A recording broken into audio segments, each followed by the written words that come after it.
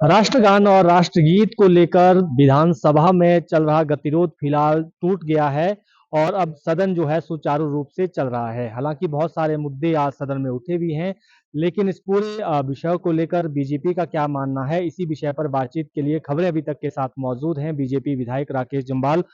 जम्वाल जी, आपसे यही जानना चाहेंगे। हालांकि गतिरोध तो टूट गया है, लेकिन अभी वीडियो क्लिप्स आपको जारी नहीं की गई है। इसको लेकर आपका स्टैंड क्या रहेगा और आपको क्या लगता है कि इतना 2 दिन उसमें ही कह सकते हैं कि वेस्ट हो गए हैं, तो ये मुद्दा इतना ज़रूरी क्यों था कि इसको सदन के भीतर उठाना पड़ा?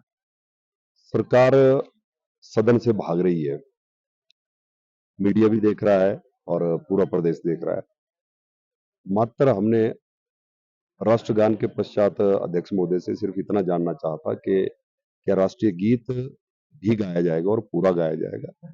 जो चीजें आज अध्यक्ष महोदय ने स्पष्ट की, अगर पहले दिन वो सारी चीजें स्पष्ट कर देते तो मुझे लगता है कि इतना बवाल ना होता। और दूसरा, हिमाचल प्रदेश के मुख्यमंत्री सदन के अंदर कह रहे हैं कि भाजपा के विधायकों ने राष्ट्रगान का अपमान किया। और आज सदन के अंदर अध्यक्ष महोदय ने कह दिया कि पूरा राष्ट्रगान विपक्ष ने भी और सत्ता पक्ष ने दोनों ने सम्मान के साथ जो है पूरा राष्ट्रगान गाया। और उसके बाद जो है भाजपा विधायकों ने वो प्रश्न किया, तो ये स्पष्ट हो गया। और प्रदेश के मुख्यमंत्री जी सदन के बाहर तो झूठ बोल रहे हैं, इनके सारे नेता सदन के बाहर तो झूठ बोल रहे हैं, लेकिन सदन के अंदर भी झूठ बोल रहे हैं, जो बड़ा दुर्भाग्यपूर्ण है। और अभी तक भी आज चौथा दिन है, हमको वो राष्ट्रगान हमने गाया है और हमारा अधिकार है, वो सदन की प्रॉपर्टी है। हमने कहा कि वो राष्ट्रगान का वीडियो हमको दिया जाए ताकि हम प्रदेश की जनता में जो भ्रम पैदा किया है कांग्रेस पार्टी ने, हम उसको स्पष्ट कर सके। आज अध्यक्ष महोदय ने कहा है कि हम आपको वो वीडियो राष्ट्रगान का उपलब्ध करवा देंगे, जिससे सारी चीजें स्पष्ट हो जाएंगी।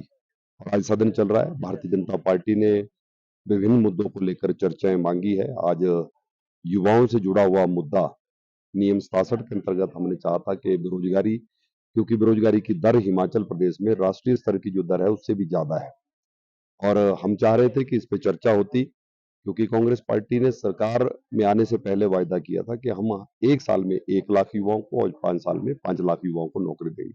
ये सारे मुद्दे को लेकर और किस प्रकार से सरकार की योजना है, किस प्रकार से हम युवाओं को रोजगार दे सके, ये सारी चर्चा हमने करना चाहिए। लेकिन आज अध्यक्ष महोदय ने कहा कि और भी नोटिस नियम 130 के अंतर्गत आए हैं, तो हम इस चर्चा को 67 की बजाय नियम 130 में करवाएंगे।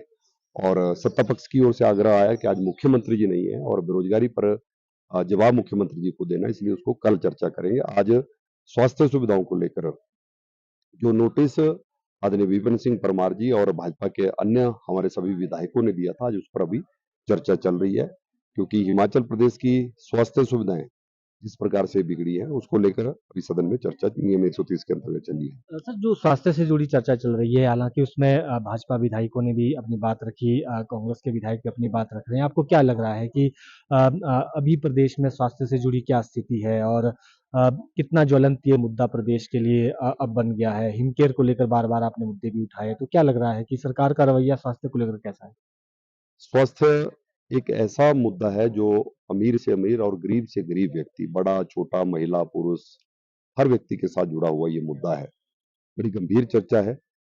सरकार ने सत्ता में आने के बाद घोषणा की कि हम एक एक आदर्श स्वास्थ्य संस्थान बनाएंगे, लेकिन वो कहाँ आदर्श स्वास्थ्य संस्थान बने हमको दिख नहीं रहे हैं। हम अपने विधानसभा क्षेत्र में भी ढूंढ रहे हैं। मेडिकल कॉलेजेस जो हिमाचल प्रदेश में चल रहे हैं उनकी हालत दयनीय है। और सरकार ने एक प्रमुखता से जोर दिया था कि हम रोबोटिक सर्जरी जो है वो करेंगे, और रोबोट खरीदे जा रहे हैं, करोड़ रुपए उस पे खर्च किया जा रहा है। और मेरे पास भी एक मामला ध्यान में आया कि गॉल ब्लैडर के स्टोन का ऑपरेशन होना था। मुझे मेरे क्षेत्र के उनके परिवारजनों के फोन आए कि हमसे यहाँ पर 30,000 रुपया मांगा जा रहा है। मैंने कहा कि गॉल ब्लैडर का स्टोन के लिए 30,000 रुपया, और वो भी सरकारी मेडिकल कॉलेज में। मैंने जब वहां पर पता किया तो उन्होंने बताया कि ये सर्जरी हम रॉबर्ट से कर रहे हैं। मैंने कहा क्या परिवार ने आग्रह किया? तो मना किया गया कि परिवार ने आग्रह नहीं किया। जब वहां पर कहा गया तो उसके बाद सर्जरी जो है वो रॉबर्ट की बजाय सिंपल सर्जरी की गई, जिससे एक भी पैसा हमारे उन गरीब परिवार का नहीं लगा। लेकिन सरकार का ध्यान आम जनमानस पर, गरीब की मदद करने के लिए नहीं, रोबोटिक सर्जरी पर ध्यान है। हिमकेयर जैसी महत्वाकांक्षी योजना, उसके माध्यम से आज इलाज बंद हो चुका है। आज आयुष्मान भारत योजना, उसके अंतर्गत पैसा भारत सरकार का, मोदी जी की सरकार आयुष्मान भारत में पैसा दे रही है, हिमाचल की सरकार उसके माध्यम से भी इलाज नहीं करवाना चाहिए। सहारा योजना को बंद कर दिया गया। और अगर आप हिमाचल प्रदेश के अगर स्थिति देखें, सत्ता बनते ही अनेकों स्वास्थ्य संस्थान जो हैं, वर्तमान की सरकार ने जो है वो डीनोटिफाई किए। मेरे विधानसभा क्षेत्र के भी 2 प्राइमरी हेल्थ सेंटर जो दुर्गम क्षेत्र में थे, उनको डीनोटिफाई कर दिया। मैंने सदन के अंदर चर्चा की, मुख्यमंत्री जी ने कहा कि इस पर पुनर्विचार करेंगे, फिर से खोलेंगे। 4 वर्ष का समय पूरा होने को आ गया, वो संस्थान नहीं खुल पाए। भवनों का निर्माण कार्य, जो जहाँ खड़े थे वो वहीं के वहीं खड़े हैं। चाहे मैं अपने विधानसभा क्षेत्र के सिविल हॉस्पिटल की बात करूं, भवन वहीं खड़ा है। मैं अपने विधानसभा क्षेत्र की नीरी की सीएचसी की बात करूं, वो भवन भी वहीं खड़ा है। कुल मिलाकर मैं ये कहूंगा कि स्वास्थ्य संस्थान की जो आज हालत है, जो दवाइयां हॉस्पिटल में मिलती थी, आज वो दवाई नहीं मिल रही है। आज ठीक प्रकार से इलाज जो है लोगों का नहीं हो पा रहा है, लेकिन सरकार के सारे दावे जो है वो खोखले साबित हुए। बेरोजगारी को लेकर भी नोटिस आपकी तरफ से दिया गया है, तो इसको लेकर आपको क्या लगता है कि जिस तरह से मुख्यमंत्री कई बार दावा करते हैं कि जो पिछली सरकार से ज़्यादा रोजगार हम अभी तक दे रहे हैं, दिसंबर में पूरे आंकड़े जारी किए जाएंगे कि हमने रोजगार कितना दिया है, तो इसमें क्या फैक्ट्स हैं बीजेपी के पास कि ये नोटिस आपने काम रोको प्रस्ताव दे दिया था, हालांकि कन्वर्ट हुआ 130 में, तो क्या ऐसे विषय हैं कि रोजगार नहीं मिल रहा है? देखो, सबसे बड़ी गारंटी उन्होंने, उनको पता है कि हिमाचल प्रदेश में कांग्रेस पार्टी के लोगों ने जिस प्रकार से नौजवानों को ठगने का प्रयास किया, झूठ कहा हम सत्ता में आएंगे तो 1 लाख सरकारी नौकरी, पक्की नौकरी, 58 साल की नौकरी, गला चीर चीर कर उन्होंने कहा। और 5 साल में 5 लाख सरकारी नौकरी देंगे। सदन के अंदर ही मुख्यमंत्री जी ने मना कर दिया कि हमने ऐसी कोई गारंटी नहीं दी। जब हमने उनकी गारंटी के दस्तावेज प्रस्तुत किए, सदन पर में रखे, उसके बाद स्पीकर महोदय ने आसन से उसको पूरा पढ़ा, उनकी गारंटी को, तब जाके चुप हुए। लेकिन आज हिमाचल प्रदेश में रोजगार की तो दूर की बात, जिन लोगों ने, जिसमें परिवारजन भी नजदीक नहीं आ रहे थे, कोविड चल रहा था, कोविड के समय में बेटा पिता के पास नहीं जाता था, भाई भाई के पास नहीं जा रहा था, इतनी दहशत का माहौल उस कोविड के कारण से था। लेकिन बहुत से नौजवान जिन्होंने सफाई कर्मचारी के रूप में, जिन्होंने वार्ड अटेंडेंट, वार्ड बॉय के रूप में, स्टाफ नर्सेज के रूप में, ड्राइवर के रूप में भी ऐसे काम किया था, और 2-3 वर्षों से जो लोग काम कर रहे थे, उन सब लोगों को नौकरियों से निकाल दिया, चाहे वो आउटसोर्स पर ही थे। कारण कि वो भाजपा की सरकार के समय में लगे। और अब बैकडोर एंट्रियां फिर से हो रही है। हिमाचल प्रदेश सरकार के एक मंत्री द्वारा कहा गया कि मैंने अपने विधानसभा क्षेत्र के 700 लोगों को आउटसोर्स पर नौकरियां दे दी। और इस प्रकार से हिमाचल प्रदेश में जो उन्होंने वायदा किया था, आज कहीं पर भी सरकार के पास कोई ना ठोस नीति है, ना कोई नियत है। नौजवानों को ठगा जा रहा है। अब रोजगार की बात तो दूर, हिमाचल में सरकार की ओर से कहा जा रहा है कि हम भांग की खेती शुरू करेंगे और उससे भी नौजवानों को रोजगार के अवसर प्रदान होंगे। आज युवा नशे की चपेट में, बहुत चिंता का विषय है। हिमाचल में ड्रग्स बढ़ रही है, लेकिन सरकार अब भांग की खेती की ओर आगे बढ़ रही है। नौजवानों को नौकरी नहीं मिल रही है, सरकार कह रही है कि हम लॉटरी शुरू कर रहे हैं।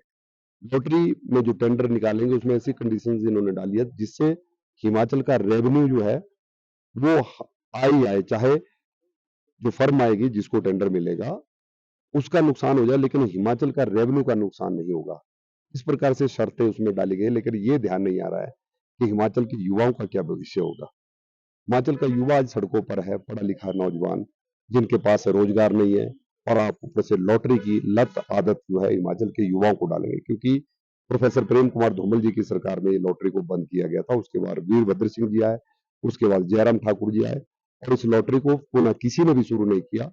लेकिन सुखविंदर सुक्खू जी की सरकार इस लॉटरी को फिर से शुरू करने जा रही है। रोजगार के अवसर और रोजगार के लिए प्रावधान, स्वरोजगार के कोई अवसर, ये नौजवानों को उपलब्ध हो, सरकार की ये सोच रही है। तो सिर्फ मित्रों की सरकार है। अपने मित्रों के लिए रोजगार कैसे उपलब्ध हो, कैसे चेयरमैन बनाया जाए, कैसे यूएसडी लगाया जाए, कैसे एडवाइजर लगाया जाए, ये सारी बातों की तरफ जो है सरकार का ध्यान है। लेकिन हिमाचल प्रदेश का युवा सड़कों पर, जैसा मैंने कहा कि राष्ट्रीय स्तर की जो बेरोजगारी की दर है, उससे ज्यादा हिमाचल प्रदेश की बेरोजगारी की दर है। सत्ता पक्ष का आरोप है बीजेपी के ऊपर कि आरडीजी को लेकर बाकी जो 1500 करोड़ प्रधानमंत्री ने घोषणा की थी उसको लेकर केंद्र में पैरवी नहीं कर रहे हैं। हमने सुबह देखा तख्तियां लेकर जो है यहाँ पर प्रदर्शन किया गया विधानसभा की तरफ से ही, सत्ता पक्ष के विधायकों की तरफ से। इसको आप किस तरह से देखते मुझे लगता है कि इन बातों पर पहले से काफी चर्चा इस प्रदेश में भी हो गई।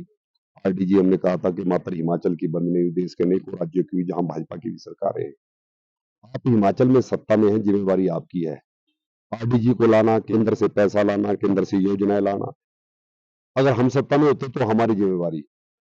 लेकिन आज आप अपनी जिम्मेदारी से कैसे भाग सकते हैं? प्रदेश का मुख्यमंत्री कहता है कि नेता प्रतिपक्ष चले, हमारा भाजपा का विधायक दल मेरे साथ चले।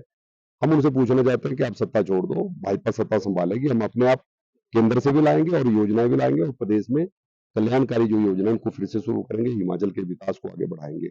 लेकिन हर बात को भाजपा पर दोषारोपण करना, केंद्र पर दोषारोपण करना, ये ठीक नहीं है। जो आया उसकी चर्चा नहीं, जो नहीं आया उसकी चर्चा।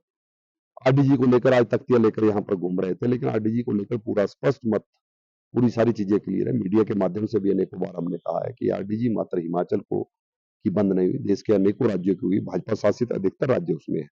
केंद्र सरकार ने उसकी अवधि में अलग प्रकार से मदद करने का हिमाचल के लिए भी प्रयास किया है। कुल मिलाकर सरकार के पास आज कोई मुद्दा नहीं है और सदन से भी पिछले 2 दिन आपने देखा कि सरकार में मुख्यमंत्री जी स्वयं मंत्री तख्तियां लेकर नारे लगाते हुए सदन से बाहर आ रहे हैं। ये हिमाचल में पहली बार हुआ। विपक्ष नारे लगाता था, मुद्दे उठाता था, लेकिन जो सत्ता में है वही लोग आज नारे लगा रहे हैं। ये बड़ा दुर्भाग्यपूर्ण है। बिल्कुल, ये थे बीजेपी विधायक राकेश जम्वाल और इन्होंने कहा कि जिस तरह की परिस्थितियां बनी है और सदन में जिस तरह से चीजें देखने को मिल रही है कि सत्ता पक्ष के विधायक तख्तियां लेकर सदन के बाहर प्रोटेस्ट कर रहे हैं, लेकिन जो गतिरोध था वो फिलहाल के लिए जो है वो खत्म हो गया है और उसमें जो आश्वासन मिला है राष्ट्रगान और राष्ट्रगीत को लेकर जो उपजा था, उसके बाद सुचारू रूप से सदन चल रहा है। लेकिन ज्वलंत मुद्दे, चाहे स्वास्थ्य से जुड़ी बात है, चाहे बेरोजगारी से जुड़ी बात है, उनको लेकर जो है सदन के भीतर विपक्ष अपनी बात कह रहा है। बीडी जनशंकुर के साथ प्रदीप ठाकुर, शिमला।